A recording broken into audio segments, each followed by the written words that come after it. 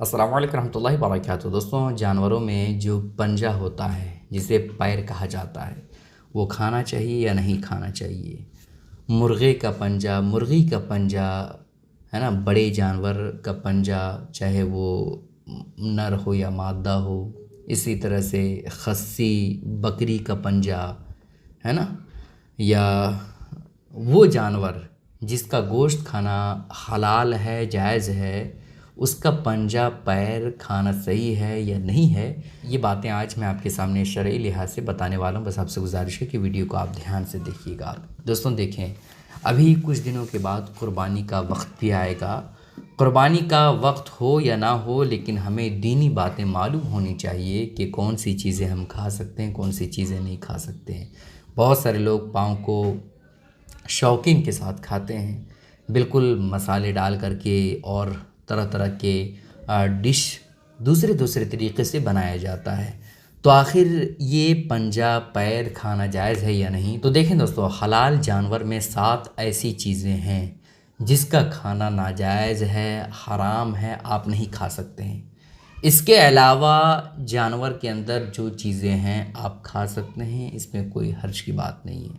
ठीक है, वो 7 चीज़ें क्या है आप जहन में नोट करिएगा, उसके बाद आपको तरीक़ा पता हो जाएगा कि जानवर में कौन कौन सी चीज़ें हम खा सकते हैं और कौन कौन सी चीज़ें नहीं खा सकते हैं।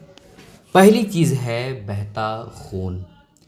जब जानवर को ज़बह किया जाता है तो जानवर के रगों से खून निकलता है, आप उस बहते हुए खून को नहीं खा सकते। ये खाना जायज़ नहीं है, हराम है, हराम। ठीक है। और दूसरा है आलय तनासुल, जो बकरी का मद्दे मुकाबिल होता है, जहाँ से पेशाब करता है या बच्चे को पैदा करने के लायक बकरी को बनाता है, हमल ठहरता है, आलय तनासुल, उसे भी आप नहीं खा सकते हैं। ठीक है। और तीसरी चीज़ है कपूरे, यानी खुशिया, है ना, तो उसे भी आप नहीं खा सकते हैं। और चौथी चीज़ है शर्मगाह, पेशाब करने की जगह हो या फिर पखाना करने की जगह हो, उसे आप नहीं खा सकते हैं, खाना जायज़ नहीं है, हराम है, हराम।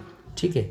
उसके बाद 5वीं चीज़ है हुदूद, जिसे गिल्ठी हम लोग अपनी ज़बान में कहते हैं। ठीक है। कभी कभी होता क्या है कि जानवर में गिल्ठी हो जाता है, जब हम जानवर को ज़बह करते हैं उसके बाद उस गिल्ठी को काट करके फेंक दें, उसे नहीं खाना चाहिए। ठीक है।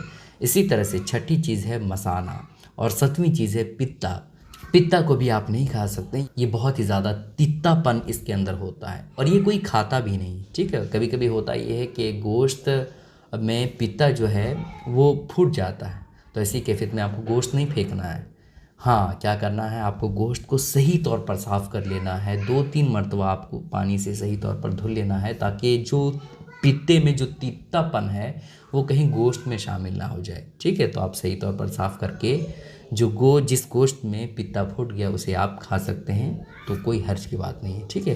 तो ये 7 चीज़ें जो हमने बयान की है, इसमें कहीं भी पंजे का जिक्र नहीं है, पैर का जिक्र नहीं है। ठीक है। तो आप बिला तकल्लुफ़, बग़ैर किसी झिझक के, आप अगर पाँव आपकी तबीयत ठीक लगती है आपको खाना, तो आप बिल्कुल खा सकते हैं, इसमें कोई हर्ज की बात नहीं है। शरई लिहाज से आप पंजा खा सकते हैं, चाहे मुर्गे का पंजा हो, मुर्गी का पंजा हो, बड़े का पंजा हो, खस्सी का पंजा हो, है ना, या बकरी का पंजा हो, आप पाँव को पैर को खा सकते हैं, इसमें कोई हर्ज की बात नहीं है। ठीक है। अब बहुत सारे लोग ये कहते हैं कि भाई हमें पंजा खाना ठीक नहीं लगता है, बिल्कुल हम खाते हैं तो उल्टी जैसा लगने लगता है, वोमिटिंग होने लगती है। तो भाई ये आपकी तबीयत है, आपके नापसंद होने की वजह से वो शरीयत में नाजायज़ और हराम नहीं हो जाएगा खाना। ठीक है। अगर आपको नहीं ठीक लगता है तो बिला झिझक आप मत खाइए। बहुत सारे लोग ऐसे होते हैं जिनको 10 सब्जियों में 5 सब्ज़ी पसंद आती है और 5 सब्ज़ी उनको ठीक नहीं लगता है। तो जो सब्ज़ी उस बंदे को नहीं पसंद है तो ऐसा तो नहीं है कि वो शरीयत में नाजायज़ हो जाएगा, नहीं। अगर आप नहीं खाते हैं तो भाई आपकी तबीयत है, अगर आप खाते हैं तो अच्छी बात है, नहीं खाते हैं तो भी कोई बात नहीं है। तो उसी तरह से अगर आपको पाँव पंजा अच्छा नहीं लगता तो मत खाइए, लेकिन इसकी वजह से शरीयत पर कोई फ़र्क नहीं पड़ेगा। ठीक है। पंजा खाना बिल्कुल जायज़ है, किसी भी तरह से कोई कबाहत नहीं है। इन बातों का ज़रूर ख्याल रखिएगा। इसके लिए शेयर करना मत भूलिएगा, ताकि हर शख्स को इन बातों का इल्म हो जाए। अस्सलाम वालेकुम रहमतुल्लाहि व बरकातुहू।